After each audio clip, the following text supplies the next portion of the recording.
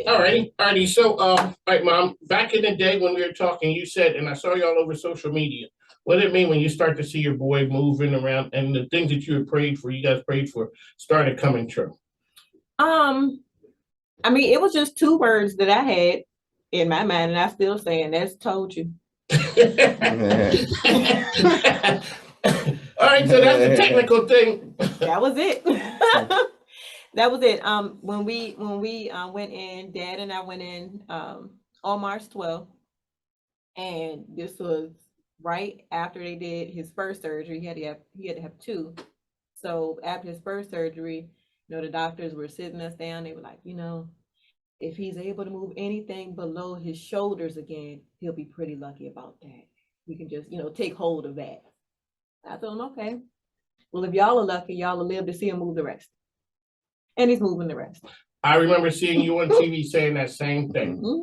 And one of the good parts about on having your own show is you can talk to people after you see them and the stuff that they're doing. So I know it rocked you guys. Yeah. And when when it happened, when did you start to see that there would be some daylight, when what you were doing? I think so they put the trach in so he could breathe. For those who don't know, if you have a high level break in your spinal cord, your brain stops telling your diaphragm how to work. Okay. So they had to, of course, insert the trach in so that he could breathe with the machine.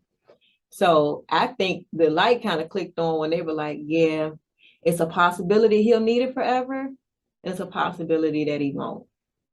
So that's when I was like, I have been taking for granted something as small as breathing.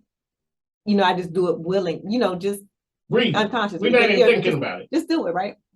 So he was laying in the bed and he was trying to come off of the vent. They were trying to, wean him off of it. And he was panicking. He wasn't able to do it longer than like 30 minutes, 20 minutes. Yep. So I came in one day and they said, he's not been doing well coming off. So they had almost kind of started making a decision on this might be a long-term thing. So they were about to get him off. And because he had the breathing tube down his throat, he couldn't talk. We couldn't communicate to one another, which was also irritating and frustrating. And I stood over top of his bed right before they turned off the machine.